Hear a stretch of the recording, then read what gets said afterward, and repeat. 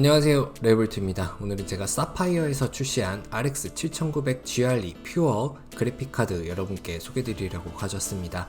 오늘 리뷰에서는 이 그래픽카드의 디자인과 구성을 자세히 살펴보고요, 벤치마크 그리고 게임 플레이 후기 말씀드리겠습니다. 그리고 GRE 하면 빠질 수 없는 언더볼팅, 오버클럭까지 진행해봤으니까요, 리뷰 끝까지 지켜봐 주시길 바라겠습니다. 바로 제품 만나보러 가보시죠.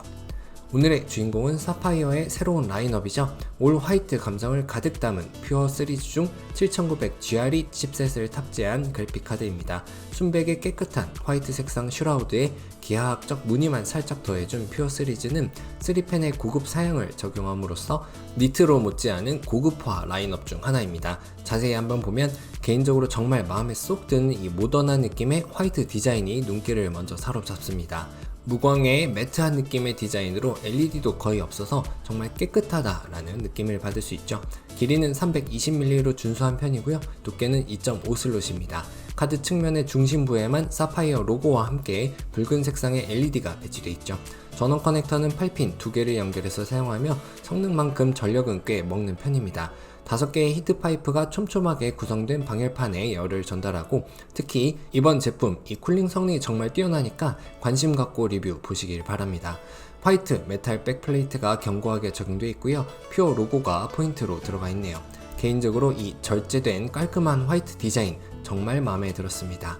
ARGB가 아닌 붉은 LED 부분은 수동 스위치를 통해서 끌 수가 있기 때문에 완전한 심플 모던한 연출도 가능하죠. 사파이어의 고급 라인업답게 만듦새가 상당히 탄탄하고 밸런스 잘 잡힌 외형을 갖고 있습니다. 포트 구성은 좀 독특한데요, DP 2개와 HDMI 2개로, 특히 구형 디스플레이에서 아직도 많이 사용하는 HDMI를 2개 넣어준 점은 특히 멀티태스킹 환경에서 오래된 디스플레이를 사용한다면 장점이 될 수 있겠습니다. 펜은 미세한 속도 제어가 가능한 3개의 독특한 모양의 블레이드를 사용하고요, 볼 베어링이 적용되어 있습니다. 개인적으로 많은 그래픽 카드들을 만져왔지만 금년에 새롭게 출시된 이 사파이어 퓨어 시리즈는 특히 디자인 측면에서 많은 강점을 갖고 있는 제품이라는 생각이 드네요. 추가 기본 구성품으로는 그래픽카드의 색상 그리고 디자인과 결을 같이 하는 깔끔한 디자인의 전용 지지대가 포함되어 있습니다. 이 지지대는 메탈로 제작되었고요, 매트 화이트 색상의 무광의 폭넓은 범위에서 조절이 가능한 지지부를 갖고 있습니다. PCI 슬롯에 덧대어 장착하는 방식으로 그래픽카드의 무거운 무게를 지탱하게 되는데요, 특히 카드 하단에 쿨링팬을 넣는 경우들이 요즘 많아져서 일반적인 지지대에 적용이 어려운 경우라도 이 전용 지지대만 있다면 간섭 문제없이 무거운 카드를 깔끔하게 받쳐줄 수 있습니다. 위치 조절도 쉽고 무엇보다도 카드 자체와 디자인 조화가 잘 되도록 만들어져 있기 때문에 궁합은 정말 최고라고 할 수 있겠죠. 조립이 완료된 올 화이트 시스템의 모습입니다. 작년부터 올해까지 PC 컴포넌트계 트렌드는 단연 화이트 그리고 통어항이라고 할 수 있는데요, 특히 화이트 색상의 그래픽 카드들이 여러 제조사들에서 출시가 되고 있는데 그 중에서도 단연 이 사파이어의 퓨어 제품은 호불호가 적고 대중적이면서도 세련된 완성된 모습을 보여준다고 평가할 수 있겠습니다. 화이트 계열에서도 특히 밝은 톤 매트 화이트 색상이 다른 제품들에서도 주류인데요, 그러한 시스템과의 조화가 정말 잘 될 수 있는 제품임을 화면을 통해서 알 수가 있습니다. 외형을 살펴봤으니까 이제 진면목이 되어줄 성능에 대해서도 확인해 봐야겠죠. 가장 먼저 확인해 본 건 3D 마크 타임스파이입니다. 기본 상태에서는 그래픽 점수 21,690점을 기록했네요.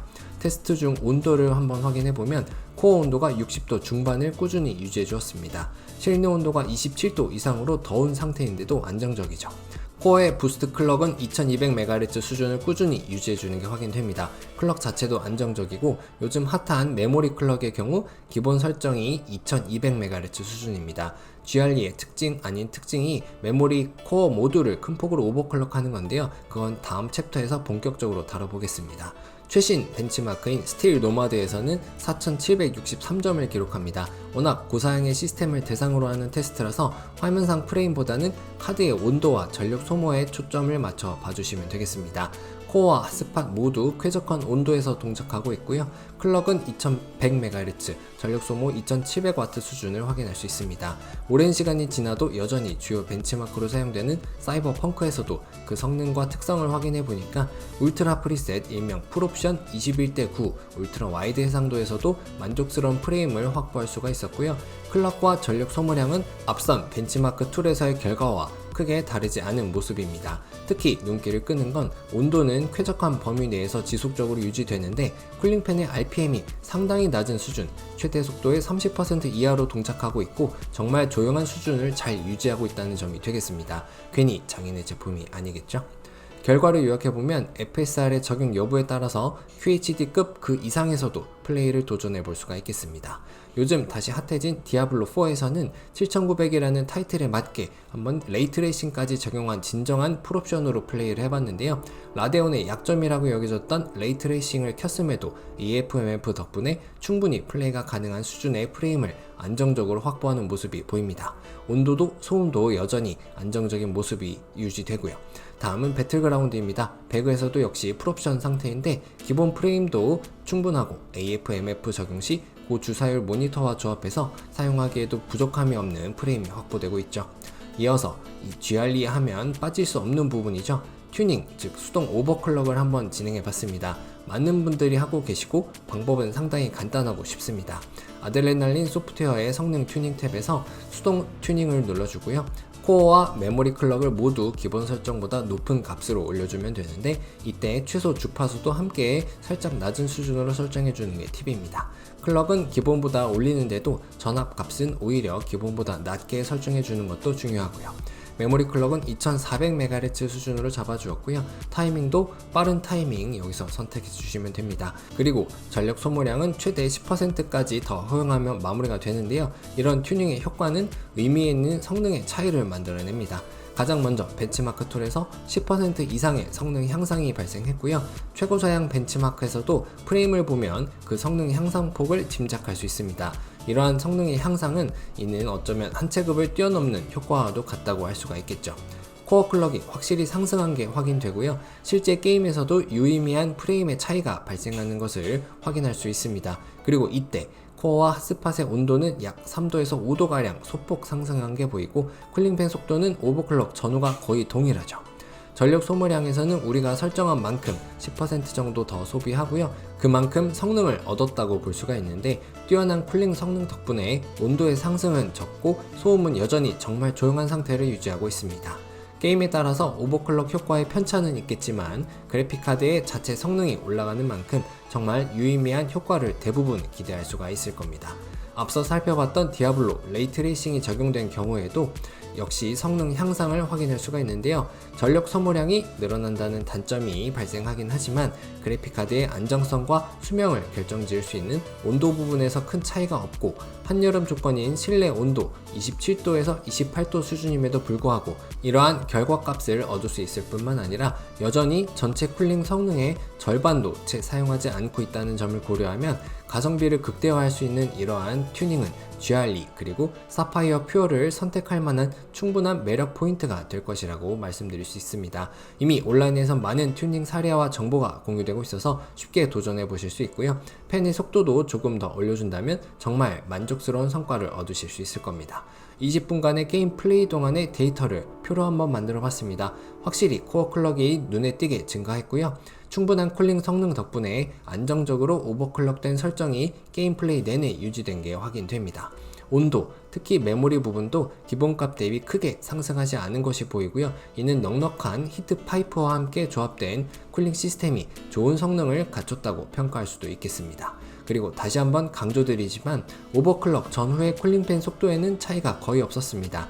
최대 속도의 절반 수준으로만 동작하고 있는데요. 이때 소음은 고작 35.6dB로 웬만한 주변 소음에 묻혀서 인식하기 어려울 수준입니다. 정말 조용하고 수동으로 쿨링을 조금 더 강화해서 RPM을 올리더라도 70% 수준일 때 40dB, 공랭 CPU 쿨러의 일반적인 소음 수준에 불과하죠. 여기에 제가 테스트한 제품은 고주파도 전혀 없어서 정말 만족스럽습니다. 전력 소모량 부분에서는 기본 설정이 평균 270W, 오버클럭 시 290W를 소모했고요. 순간적인 피크 소모량은 350W 수준까지 기록하고 있네요. 원장 파워는 750W급 사용하시면 되겠습니다. 이제 요약을 통해서 오늘의 그래픽카드 리뷰 마무리해 보려고 합니다. 오늘 소개드린 사파이어 GR2 퓨어의 장점을 꼽아보자면 뭐니뭐니 해도 모던하고 고급스러운 화이트 디자인의 진수를 보여주었다는 점과 우수한 쿨링 성능과 탁월한 정숙성을 꼽을 수 있겠습니다. 그리고 언더볼팅과 오버클럭 잠재력도 충분했으며 울트라 와이드 QHD급 혹은 그 이상에서 준수한 가성비를 보여줄 수 있는 카드임을 확인할 수가 있었습니다. 그래서 오늘의 제품 추천할 만한 대상으로는 고급스러운 올 화이트 시스템을 사용하는 분들과 특히 매트 화이트, 심플하고 깔끔함을 선호하는 분들께 추천할 수 있고요. 고성능의 조용한 그래픽카드를 찾는 분들, 마지막으로 오버클럭 그리고 언더볼팅에 도전해보실 분들께 오늘의 제품 추천할 수 있겠습니다. 총평입니다. 별점 5개가 모자랐는데요. 보석장인의 장인정신이 화이트로 승화한 그래픽카드였습니다. GR2의 가성비와 오버 잠재력에 모던 화이트 감성을 더해서 상품성은 니트로 못지않은 것 같네요. 특히 압도적인 쿨링 성능과 펜의 정숙성은 왜 사파이어를 선택해야 하는지 명쾌한 답을 우리 소비자들에게 제시하는 것 같습니다. 이상으로 오늘의 제품 리뷰 마칩니다. 더 좋은 제품들과 리뷰로 여러분을 찾아뵙겠습니다. 감사합니다.